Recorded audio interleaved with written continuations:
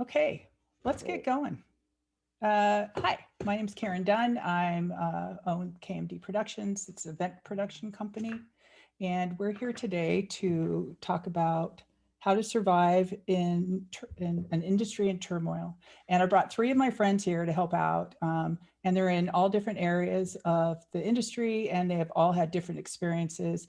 And we're hoping that through this webinar that you'll get some tips and some encouragement and some thoughts on how to move forward and be able to adapt and blossom as we go forward.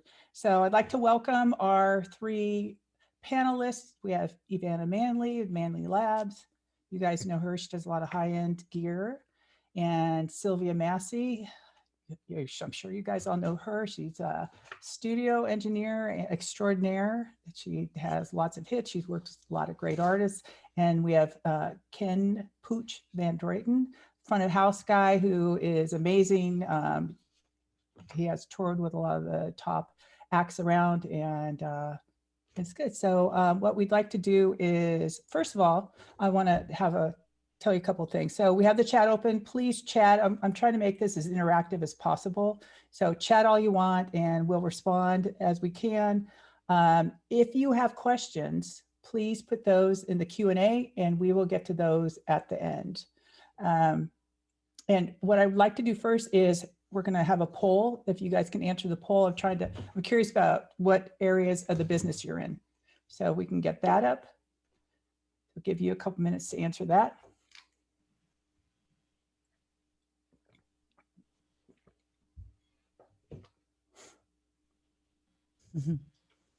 Hey, I can't vote. I know. No, you can't. It's okay. Panelists can't vote. We know who you guys are. Okay.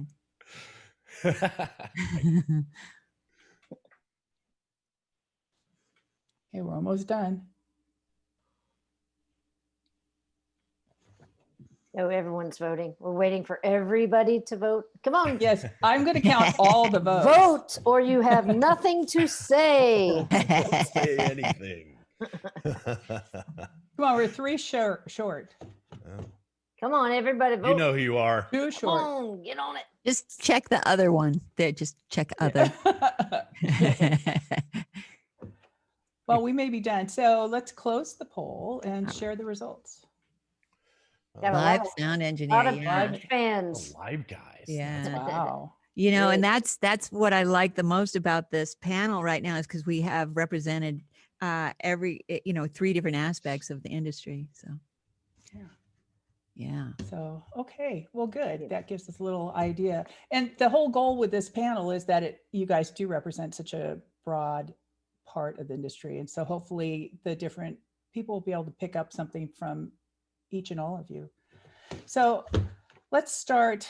The pandemic hit and I know exactly what day I didn't get on a plane again. I've been home since March 4th and I don't know when I'm going to travel again.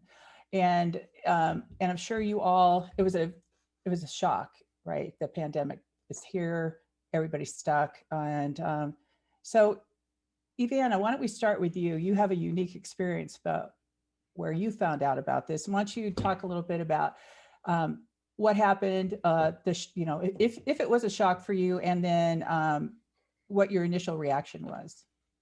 Yeah, so March 2nd, I flew to France to work with my international sales director there in Nice, and then go skiing with my audio ski buddies in Val d'Isère in the French Alps. And so I landed. I was a bit trepidatious about the whole thing because the pandemic was just kind of getting out there, But I land in France, and then I'm watching French news about Italy, northern Italy, that's just a few miles away, and it's really bad there. And there's tons of people dying every day, and it really hit me in the face, So as soon as I landed and saw that newscast and saw the reality of how bad it was, and then figured, we probably have like 3-4 weeks before it gets that bad in America.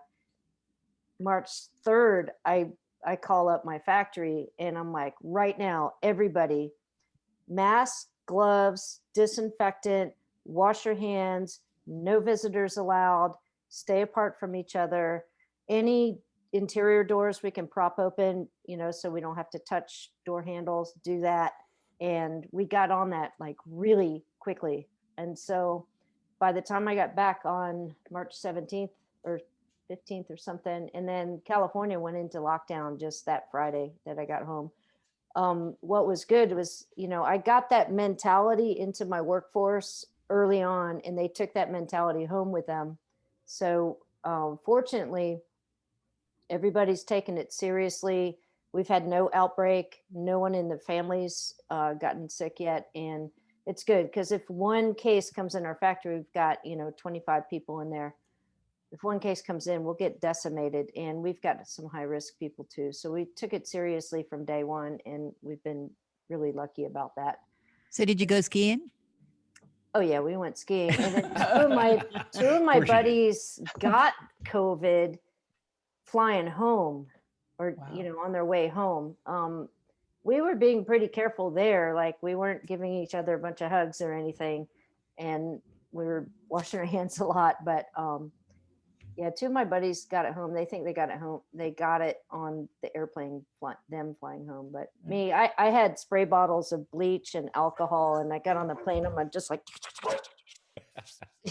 ugh, and a mask on and all that. So I was lucky I didn't get it. But I thought that Namthrax this year was COVID-19 because I was really sick after Nam, but I never tested for antibodies. So who knows? Maybe it was too far away, but that's how we responded to it. Sylvia, you were in the studio, right? When this all came down? Actually, no, I was in India, in Mumbai. Oh my And God. yeah, Goodness. I went over to get a bunch of dental work done, and I had 3 weeks that I was there in Mumbai. On the way over, things were just starting to kind of bubble up with the pandemic.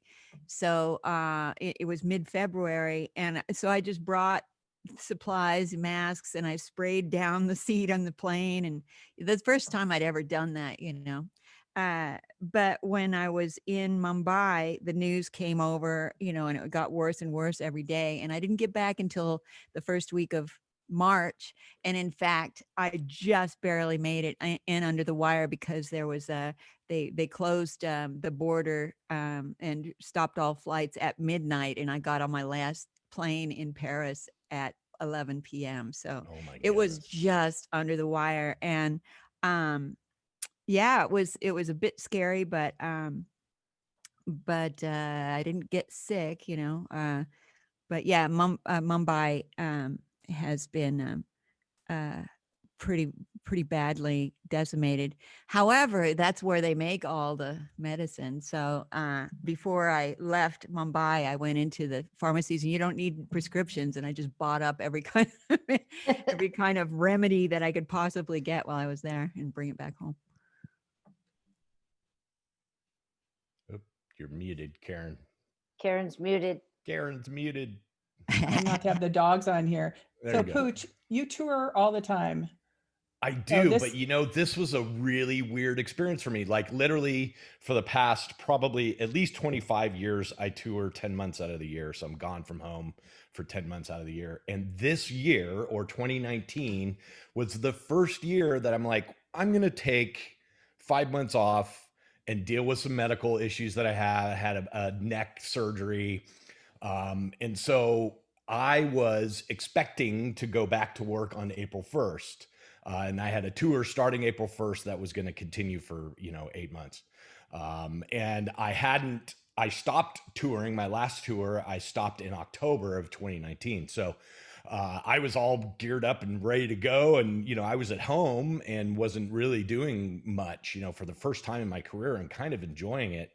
And man, that thing hit. And I was like, initially for me, I was like, wow, this looks pretty bad. We're probably going to postpone by like a month, and so I kept that whole thing going of like, maybe I'll start in May, and then the middle of April showed up and I was like, oh, maybe this looks like June, And then it turned into, really like, holy crap, my entire industry is just shut down, nothing happening.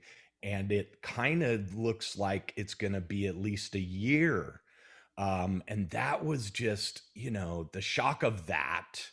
Not only just the financial insecurity of that, but, our entire industry, which is a huge industry, where they say there's over 10 million people that are affected by the live event industry. And it trickles down into, guys that sell pretzels at the gig, those guys aren't working either because there isn't shows. And so it's just this really weird thing, that, for the first time, unprecedented time, there is absolutely like no shows going on, and it's everybody is attempting to figure out, hey, can we do something? So they're trying, the drive-in thing they've tried, and they're trying different things, but it's like there is, my particular business requires people to get together, and without that, we don't have a job. So it's been really tough, I gotta say. There's a lot of us sitting at home, and unfortunately, I think about this a lot. If I were 20 years old, if I were just starting in this industry, I think this would be devastating for me because I wouldn't have had any sort of retirement to lean back on, or money in the bank, or any of that kind of stuff.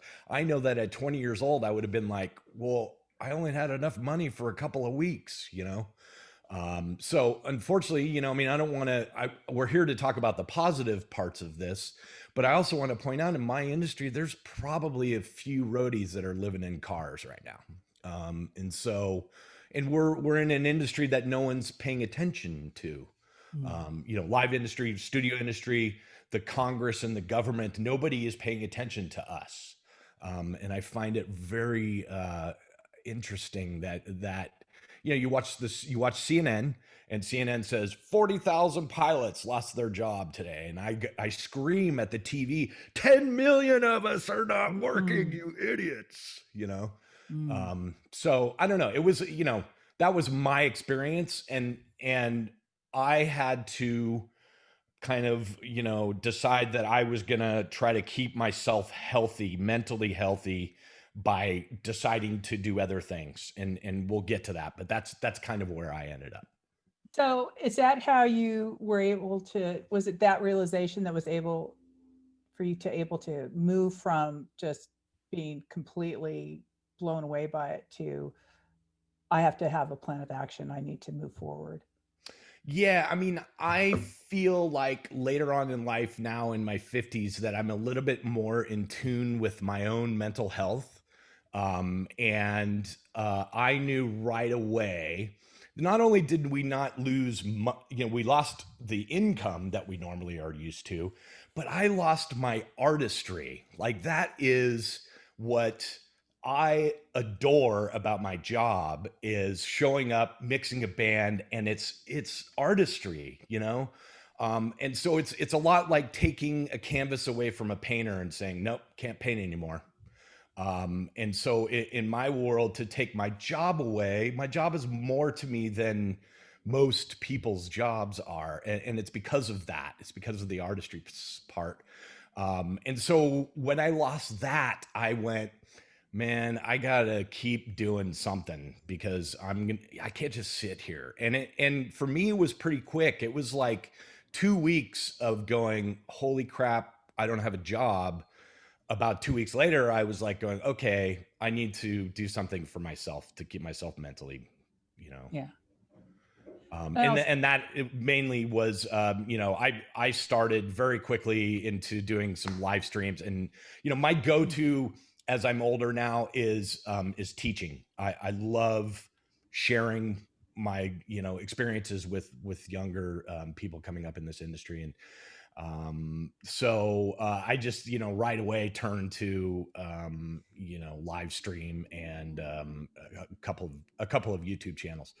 And we can So talk about those more later. And I think we might have links if people are interested. We could put them in the chat. yeah, if you're a live person and you're interested, one of them is Chris Raybold, who's another amazing front house engineer, and I have started a channel where we just talk about audio. It's basically the two of us chatting about audio, and we have over close to about 40 hours of that on the YouTube channel right now. So, yeah. Okay. Hey, Sylvia, so how was it? You get back from India, there's all these restrictions now. How are you going to record anybody? Yeah, well, so for the last like 5 or 6 years, I've been traveling to go to gigs quite a bit, a couple times, 3 times a year to Europe, New Zealand, South America, so it's been this way. And I generally just keep a work schedule that sends me off on these trips, and I do a tour basically, whether I'm going to, do workshops at different studios or record projects. So I had 8 months of work lined up this year. I would be in Australia right now.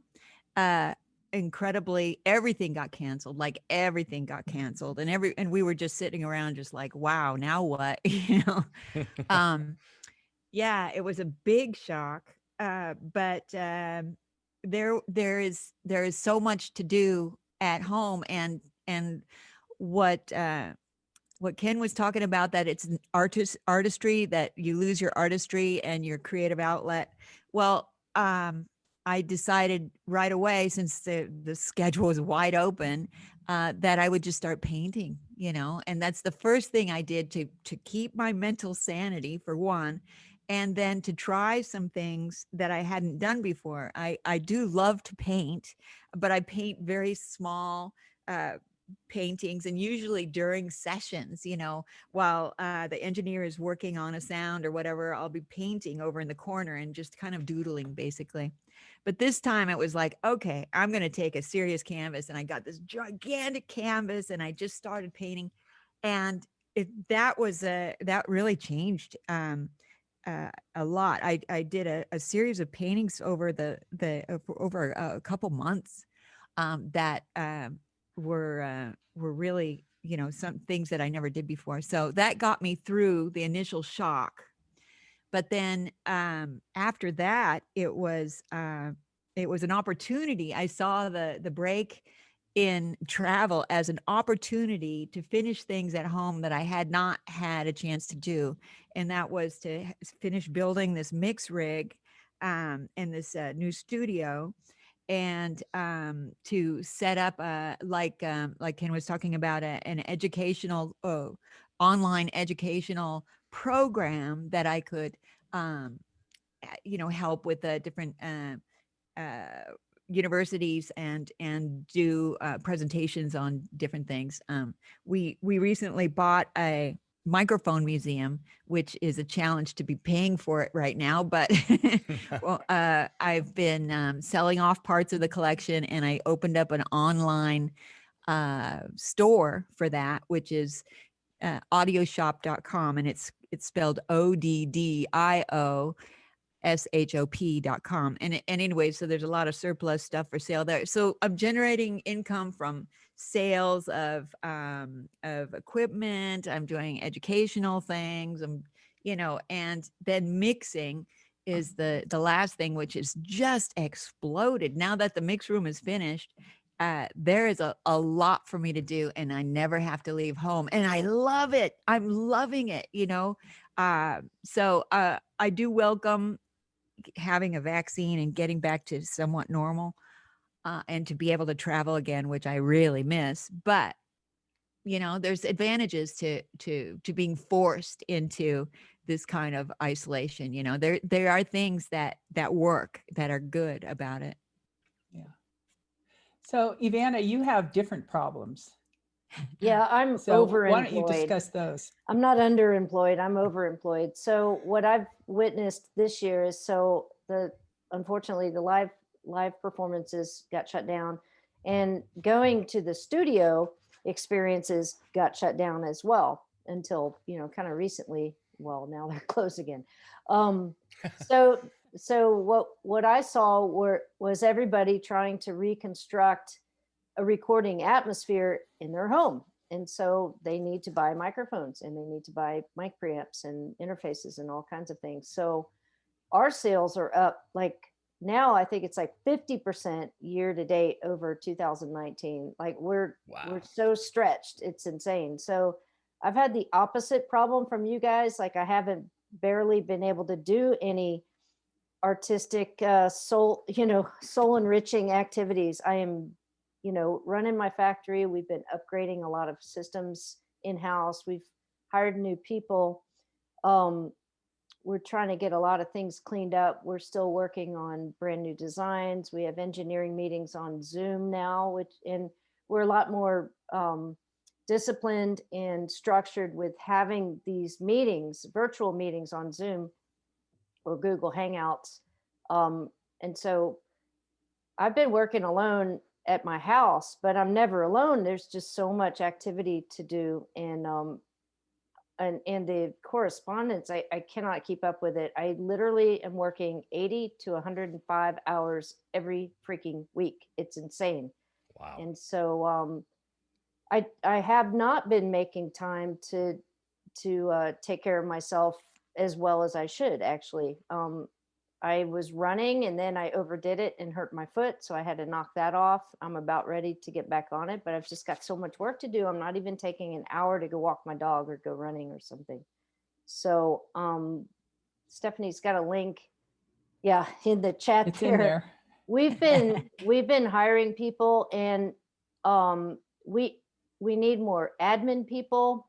We need more builders. We need more QC people and technical folks. We need more customer service people that can, read, someone's got a problem with their unit and, try to help them what's wrong with it and all that and fix things. So we've got the opposite problem. I mean, it's a good problem to have, but it's really wearing me down, actually. So help. So Help. There's the link. There's the link. Well, and here's the other lesson. If you are looking for a job, I need you to tell me what you can do for me. That's the gig. I'm not here to help you get a job per se. We need the help. So if you want to get hired, if you stepped in and said, hey, EveAnna, I can take all those emails off your plate, I would be so grateful. And I need the help. So tell me what you can do for me. Yeah. Okay. Well, I have a question for you. Oh, go ahead. Sorry. Go ahead. I was just going to say that, I have been pushing hard on my end for all of my live guys out there, men and women, that we're going to need to pivot, right? We're going to need to do something. And I always tell people, keep moving, do whatever it takes to take care of your family right now, and then come back. And that's, it's worrisome in my industry right now because we're worried that we're going to lose very talented people that will stay in whatever it is that they decide that they're going to do in this time period. And so that's a little worrisome, but my whole point about this is we don't have a business, and it doesn't look like we're going to have anything for a long time. So, going and applying, and, if you're able to find a job that's within the industry that you're interested in, man, you're ahead of the rest of the guys that I hear about that are working at a grocery store right now, but the point is in positivity, it's like, all you need to do is take care of your family right now, whatever that means. And so, I'm just telling people, especially my live brethren, like, keep moving, man, do whatever it takes, be an Uber driver. I don't care. Because eventually this is going to end. Eventually we are going to be able to go back to work. We just don't know when that is. Right. So I have a question for all of you. Everybody's been pretty much in lockdown for 9 months. So how do you deal with isolation? How do you get through that? And we're on so many Zoom calls. Zoom is a 2D surface. We're 3D people. So that's why I always lean into my monitor, but it doesn't make any difference. So how are you dealing with that on your end and turning that to something that's a good thing? I feel more connected to all my friends than I was, before this, actually. I'm in touch with so many more people every day and every week. And my calendar is just like, meetings and conferences and mentoring. Karen, your speed mentoring's been fantastic. I love doing that. I also love teaching and giving back to the community. So all of those interactions on Zoom with everybody, I feel like I'm giving back, and that makes me feel good. So mentally, actually, that's really good. What about you, Sylvia? Well, I'm kind of a cat at home. I actually really love being home, and now I have a good excuse to be home. So I could go, like, I could stay in this one room with my console over there and computer, and I don't really need to leave.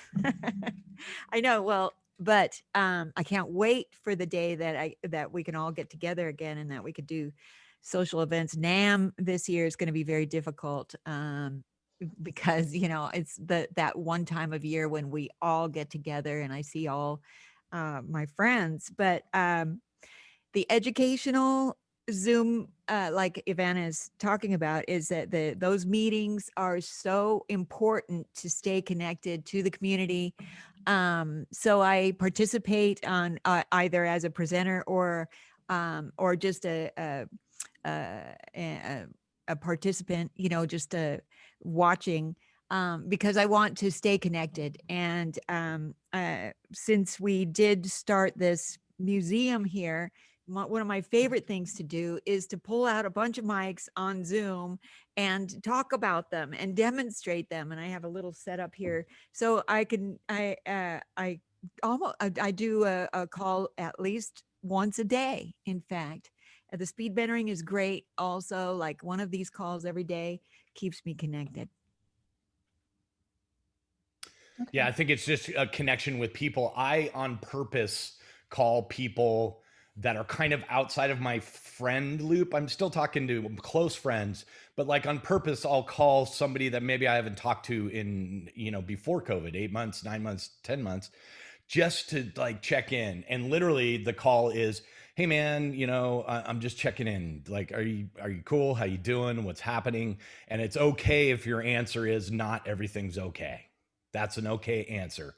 I'm just here to listen. If you want to talk about anything, I'm here. And I that helps me, as well as I hope that it helps the people that are struggling. And honestly, there are some people that I've called, they've been like, you know what, Pooch, I'm not good. And the hard part about that is how do you respond to that, right? You say, well, okay, I'll do whatever it takes, man. What do you need? What's going on? And but mostly it's just about listening, and just letting people talk about, because this, not only is this just stressful in general, all of it's stressful to everyone in the world right now, but the stress on top of not knowing, financial insecurity of our business, and not knowing whether or not you're going to be able to pay your mortgage is, that amplifies it by 50%. So I highly encourage all of my friends, call the production assistant on your tour, call the person that, the carpenter that you don't usually talk to, like, call that person and say, hey man, just checking in with you, how's it going? And that seems, it helps me to get through it. Yeah. Dana has a good point in the chat. She said, it seems like the isolation could lead to more collaboration because COVID put everyone in the same boat. So that's an interesting take on it too. So we're getting close to the end of this section before the Q&A, but I want to end this with everybody has a bad day. I'm sure all of you have bad days. So how do you keep going and not giving up? How do you keep moving forward? So do you guys have secret trips? That self-motivation is probably the biggest challenge, because I am at home and I'm working from home. So working at home, it requires me to be, to actually get up and do something. So that is the biggest challenge. So I kind of keep myself on a regular schedule. I wake up at a certain time, I have my coffee, I'm on a routine, and the routine helps to give my life that structure. So I start working at this time, I stop working at this time, and I try to get a list. I make a list and it's in front of me all day, and I try to go through that list. What am I doing today? So I try to keep myself as motivated and organized as possible in my little world that I have here, my little COVID world. What about you, EveAnna? Yeah, waking up, going to sleep and waking up at a fixed time pretty much is important. Sometimes I will allow myself to sleep in another hour, and it's again, I'm not taking care of myself as well as maybe I should. So allowing myself to relax and not work is important to me sometimes. And then another thing that's been a good distraction and also kind of safe is I've done a couple camp outs with my buddies, and we all drive in our own cars and we sleep in our own cars. I've got a 69 Volkswagen bus, and I take my dog Nice. and camp out, and we cook some steaks and sit around a fire and don't catch COVID from each other. So that's good. And also that's extended to another group of friends. I got invited to be on a race crew for land speed racing bike. We went up to Bonneville and set a land speed record with a 1948 Vincent engine Wow. motorcycle. So Wow. and again, like camping out with those guys and collaborating and having a whole different set of responsibilities and purpose, and keeping the safety of the driver. I had to put out a fire at one point. It's like save him from getting burned up. So yeah, no, it's cool. Some of that stuff has been good. Those are the few activities I've done besides just working all the time. So I think that in order to have some kind of balance, you need to have some fun. Yeah. It Oh, can't absolutely. all be work. So whether it's Pooch hanging out with his dogs, or EveAnna doing her speed racing, or Sylvia hanging out with your microphones, there's got to be fun. You can't just think everything is just bad. Yeah. There's a lot that's bad, but there's also a lot that's still really good. I think So- in the live side of this, I think that our worlds are two different worlds. Usually we're out on the road, someone is telling us where to be, what to do. It's like, it's 8 a.m, you need to be here, and here's catering, and this is, I live this life of people having a plan for me. And then when I come home, I throw all that out the window, and it's like just a free-for-all. That's my normal life pre-COVID. But now I've really found like I need to be held accountable and schedule stuff during the day. Sylvia, you're talking about that before. If I don't say, okay, at 10:30, I'm going to meet here, and at 11, I need to work on this, and at 1, I'll be in a fetal position in my bed all day long. If I don't have structure, and if I'm not being held accountable by my friends and by my family in the sense of hey man, we love you, we'll do whatever it takes, let's go camping, let's all of those kind of things.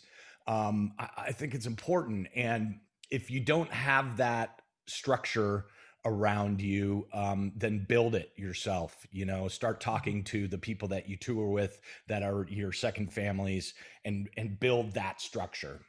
I just think it's important to have be held accountable and have structure. Being held accountable. Yeah, it's that self-discipline. Right now, I realize that there's a huge danger in me overindulging in food or whatever, because it's just there's the shackles are kind of off. I've got no schedule really. So that is the biggest challenge, just not just basically destroying myself while It's it's true. like, I oh know. God. Yeah. So yeah, that structure is important.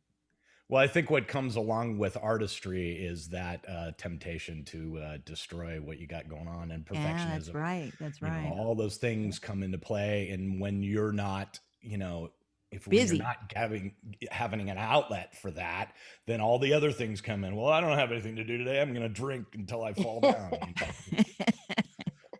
So yeah, try not to be that guy. For what I recommend for live people right now, like this is the time. If we don't come out of this as live engineers being the most badass live engineers, then you're doing it wrong. And with, you know, you should be spending this entire time like learning, like spending, there is so much stuff online about, you know, how to better yourself as an engineer. I didn't have that growing up. Like I am amazed by what is available now.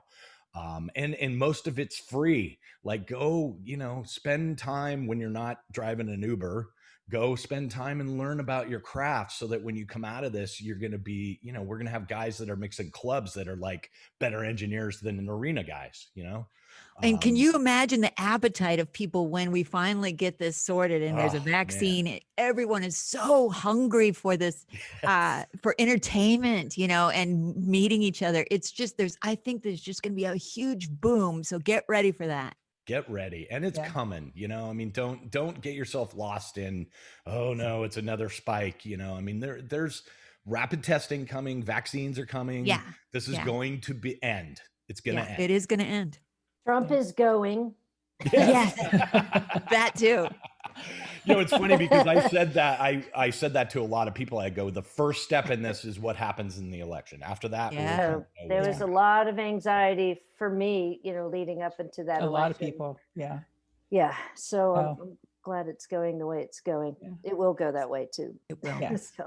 So let's, we do have a couple of questions. Sylvia, this pandemic pushed the home studio up the list versus bigger studios. If and when the pandemic slows down, will the home studio equipped with high-end gear, Manley Labs, be preferable versus big studio sessions? Yeah, that is really something that's going to happen. I think that the home studio is here to stay for a lot of people. In fact, I realize that people, and the reason why I'm having such a rush of people bringing mixes to me, because we can mix long distance and I can mix in my own spot. But everyone is recording at home, so they're making these. They're doing projects. They have time to do projects, and they send it to me to work at home. So because everyone's got a home studio now, I don't think that's going to change. I think that it's enabling people to be more creative with the craft, and it's not an exclusive club anymore, which is a great thing. So that is one thing. My little world here that I've created is here to stay, and I will go back to traveling, but I'm okay with just staying at home now too. I think it's okay.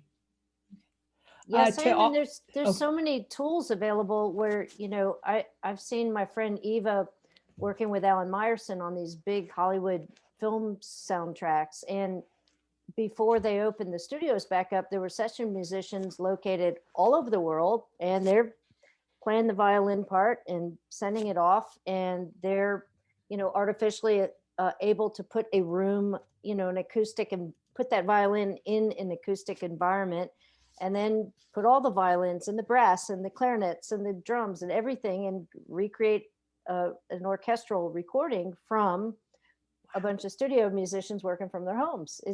That's kind of cool, actually. It eliminates some of the, you know, the human feel of music where, you know, you're in the room with all your buddies playing music together, and there's that organic energy that happens when you're in a band or an orchestra. But hey man, whatever works. It's keeping people busy, it's keeping people playing, and I think it's awesome. Yeah. And I have done sessions now. I've been down to LA at least a couple times to work in studios there. And we very carefully do testing before the session. Everyone's wearing masks during the session. You know, when you're doing vocals, well, the vocalist is in another room and they take the mask off. But generally, yeah, everyone is tested before. The last session I did down there, I tested through a drive-through and then waited in the hotel room for the results to come back. So I didn't go out and interact with people for that time until I got results and I was green lighted to come into the session. And that's when I came in. So that might be, you know, what we do for a little while. I feel really kind of upset about the newer engineers. And for instance, one of my engineers, Ivan, moved to LA right before COVID, like in November last year, a year ago.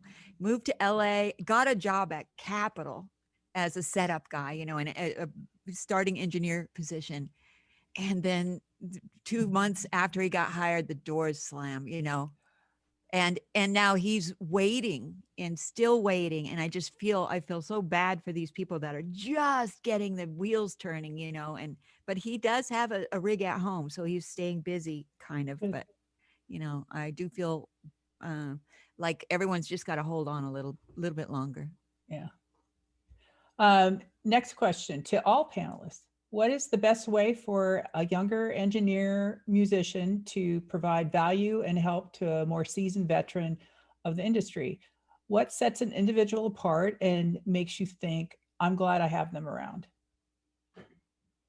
Thank you, Dane. That's a great question. I've got a guy that we picked up from Crass earlier this year, and we just took him on initially kind of part-time just to do an inventory count of all our parts. You know, there's 1,000 resistors in this bin or 34 chassis here or whatever. And then he exhibited desire to learn more about the technical aspect of things. So we put him in the parts fulfillment area. And Troy now is like mirroring all the service emails and absorbing, you know, what goes wrong and what's happening. So I hope to move him into the service team eventually. So, but he's got that desire to learn, and he asks questions, and he doesn't presume to know more than he knows, you know? So I love it. So ask a young person, if, you know, ask questions. It's okay to say, I don't know that. Can you tell me how this thing works? You know, go ahead and ask those questions of us. We'll help you out. Yeah, I've heard a absolutely. lot from the speed mentors too. The first rule is show up. Yeah, Yeah, it's true. on Yeah. time. I Yeah. mean, for me, you know, this is a business of artistry, but really, I'll tell you, 95% of the reason of my success is that I'm able to walk into a room full of crazy people and identify what their needs are. Yeah. And they feel like they're getting what they need from me. And that is a skill, right? That's a skill just like learning how to be a mixer. So what I would recommend is studying a little bit about psychology and honestly, like how to interact with people in general, because this is a people industry. Like people want to work with me, not necessarily because of my skills, but because I'm fun to get along with. That's really honestly what it is. So, you know, work on your people skills, work on the ability to be able, I've seen amazing engineers that can't be in a room full of people and nobody wants to work with that guy or that girl because, you know, that if you can't get along with people, then it's like, it doesn't matter how good they are. So my whole thing, when I spoke earlier about studying and learning during this time period, it's even about that, like read books about people. And It's a great Sylvia, idea. you always say, you know, be a good hang. yeah, That's right. You got to be a good hang. That's And it. and right. also being specializing in one particular thing that is a skill that more people don't have will let you stand out. Like if you know how to program beats, let's say, if you know Program how anything. to arrange, program anything, right? If you know how to arrange string parts, or if you're a string player, or if you have a special skill that is of value outside of just being an engineer, then you become more valuable. So this is an opportunity that you can, you know, learn Ableton, or just get into something. It could be web design, you know, it could be anything that gives you an edge and makes you more valuable than the other person. And Unfortunately, vocalize that. yes, Tell yes, us what you're good at. Yeah. Tell right. us what you can do for us. Yeah, brag about Definitely. it. That is like Definitely. such a good point. So I run into people all the time that, it can't be emphasized enough about asking questions. I run into people that are literally like fearful to ask me a question. They'll stand there and they'll watch me and I can see that they're, it's like, no, come over here. Yeah, I you want can't to be show shy. you You can't be everything I shy. know. I want Yeah. you to be badass. Come here, yeah, So don't be afraid. Ask questions, people, yeah. Yeah, Okay, and don't Pooch, be afraid to move that broom. That's right. that's right. Pooch, just questions for you from. Uh-oh. Oh, did I lose it? Pooch, how important now is it to use virtual tracks in mixing on Pro Tools or on a digital console, pretending it's a live show? Oh, I think it's vital. I think that keeping your chops up in any sort of a way, I tell people all the time, it's like, get a DAW, get Reaper, it's $40, and like, learn how to mix in that environment, but thinking of how I would do it in a live situation. And by the way, there's tons, maybe live guys don't know this, but there are tons of websites up there with multi-tracks of all kinds of stuff. So Oh, go yeah. up there, download a bunch of multi-tracks and work on your skills, whatever it is. Spend 4 hours in your DAW just trying to make something sound good, because it will keep your chops up for later on. Okay, EveAnna, when is the ELOP Pride edition coming? That massive has got to be one of the coolest designs. Yeah, it is. Thank you much. We did the special Pride edition of the famous Massive Passive for June this past year. It was the first time we'd ever done like a charity event thing, and we donated $600 per unit to the Human Rights Campaign. So Oh, wow, cool. we kept it at 50 units, and they sold out immediately around the world. And yeah, we donated $30,000 to the Human Yeah. Rights Campaign, which was really Very cool. awesome to do. And I was also inspired by Universal Audio. They had us participate in Blackout Tuesday and donate all of our proceeds from the sales on that day to Oh, nice. a couple human rights justice. I Ah, remember right now, but to a couple different organizations there. So for 2021, I'd love to do another June Pride something again. We've had a lot of call to do a mastering version of the Massive Passive, and I'm trying to. I want to reserve one right now. Oh. And then everyone's like, "Well, make a Pride version of this or that," and I'm trying to figure out like how to reliably and well execute like some kind of rainbow anodizing. It can be done. It's very complicated, so I've been mulling over some of those material science questions in my head as well. But we'll do another thing in June 2021. I Very think it's cool. a great thing to do.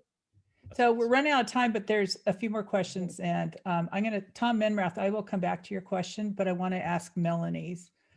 She says, I'm a spring 20 graduate, and I had the opportunity to study in Nashville for my last semester. This program has many connections, and I'm afraid I've lost a chance to get involved in the industry. What kind of advice could you give for me to move forward? I'm open to anything in the industry. I just want to learn and be a part of it. Thanks. Yeah, keep knocking on the doors, just keep connected to as many people as you can. And persistence.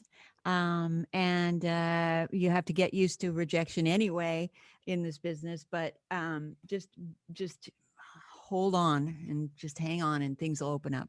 And Well, I think, and Sylvia, you tell said us- earlier that, it's going to be huge when we finally do Yeah. get Yeah. some of this. So like, I keep telling people, it's like, just hold on a little bit longer. You're going to get to a Yeah. point where there's not going to be enough of us. Yeah. It's literally going to come back that big. Anyway, just hold on long enough is kind of my message. Originally, when I was in college, I got inspired by Bill Graham, the concert promoter, and I had it in my head that I was going to drive to San Francisco and get a job with him in some kind of live sound thing, right? And I stopped in LA, and I did not pass up an opportunity to take a little menial job, first doing some just some asset inventory counts. And then I got a job with a little tube company and started learning how to build electronics. So my advice from my experience is don't pass up any opportunity. Start pushing that broom, make a connection, be willing to learn, and brag about what your core competencies are. What can you do really well? Because we need your help. And this industry is pretty small. So if you can get in anywhere, you're going to meet people. Yeah, for sure. So you just got And to get even if in. what you do well is making coffee, cool. Come on, bring it. If It you're was like, one of I'm the my best first coffee jobs. maker, Yeah. you're gonna have the best cup of coffee. I'm like, come on. That was day Yeah. one. I had to learn Yeah. how to make a proper cup of British tea for David Manley. That was There my you go. first job. I mean, yeah, bring it on. Yeah. Okay, Pooch from Tom Menrath, and hopefully you can answer this in a short answer. what do I'm you think? surprised, but it's kind of a long answer. I'm surprised that there's not more high quality live streaming facilities available. Are there more than I realize? So what's interesting about this is that this period of time is driving technology, which is very interesting to me. There's all these kind of new things popping up, what is that? Audio movers or whatever, where you Yeah. can stream full Yeah. bandwidth Mhm. audio, all these things are kind of coming out of the woodwork because it's like we need them right now. And I think that there is going to be even more of that. There's someone in their basement right now coming up with some idea to make a live concert happen, streaming wise, in a new kind of a way. The latest stuff that I've seen is Claire Brothers has this kind of interactive concert where everyone, it's kind of like what everyone's doing like on The Voice and that kind of stuff, where there's multiple audience members and they have interaction with the band. And the thing that Claire Brothers is doing very, very well is having a band member, somebody that you're a super big fan of, actually speak to you specifically, in that kind of giant Zoom call, whatever that is. So I think there's a bunch of stuff coming, and I think it will only get bigger, only because there isn't a live sound industry right now. So everyone's trying to figure out how to pivot to something else. Yeah. EveAnna, Hmm. this is Orlando. I'm a full-time working class engineer in the Inland Empire. I'm obsessed with the inner workings of the equipment we use in the studio. My hobby is working on DIY equipment. Is there any books you would recommend regarding tube equipment? I have time to read now that things are slow. Nice. Oh, wow. One of the best books I never got all the way through, but it's just fascinating. It covers so many things, is the original old audio cyclopedia, the big blue and white Tremaine book. Look that one up. And it does like a Jeopardy question answer kind of format, but it's fascinating. And it's not just tube equipment, it's like all recording equipment and tape machines and vinyl and all that. That would be book number one. It's literally that thick. Go find it on eBay. The original, it's a blue and white one, was my favorite edition, I think, from the late 50s. That's my go-to right there. And then everything on the internet. There's so much information on the internet. The books that I learned from, before the internet, I had a hard time absorbing that information. Actually, I do a lot better with learning online these days, actually. But hey, if you need a job, tell me what You'll learn a lot. Yeah, I getting your hands in it, I think, is the best thing. So Stephanie put a link to our job applications. We need QC techs, we need microphone assembly people. Stephanie, can you post that again? Yeah. And we need people that are interested in building audio stuff. So a DIY person like you, come on, tell us what you can Yeah, do. that for is us. a specialized skill too. Like if you're building guitar pedals or something like that, that's like something that is really valuable in the whole industry all the way across. Yeah, and you're located right near us. So There you go. Orlando's applying. yay. Thanks. Okay, Jess had his hand up, and I don't know where Jess is, and I don't know what his question is because it wasn't in the Q&A. So if you could put it in the Q&A, we might be able to answer it. We have like 3 minutes. You have 3 minutes. 3 minutes. Doc, he says, I'm sorry, I'm assuming it's a he. We all know we're all here for the songs. The songs are the center point. When you hear an amazing song from a songwriter or producer, do you connect these songs to artists, managers, etc.? What avenues do you suggest to explore to get songs to people to do them? Placed, looking for placement. Yeah, it's the only thing I could say about that is to make sure that you have a catalog of songs, have them recorded in a rough manner, but good enough to show off the structure and the hooks. We're looking for hooks, and then post it in a form, whether it's a SoundCloud or your own website. I think that will help you to showcase the songs. That's the first thing. And then getting into music supervisors, and showing them that link, getting them to check out your link, and they're looking for a certain kind of music, and tag it with different names that will give the music supervisor some information about what that song is about, so they don't have to listen through everything. That's what I could say. I do use songs sometimes, but not a lot in what I do. But I know that filmmakers are always looking for music. Okay, last question from Jane, and it's for everyone. How many hours do you work in full focus a day? I'm an electronic artist and I've been doing online calls, workshops, etc., and many writing projects aside from mine in lockdown. But in the last 2 months, I'm almost brain dead and can't afford plugins, new equipment. But can you recommend any current freebies? Freebies. I don't speak that language. Sorry. Yeah. That's why you're so successful. Yeah. I mean, there are plugin manufacturers that hand out stuff. I think Waves is handing out a Black Friday crystal earth algae thing. Yeah.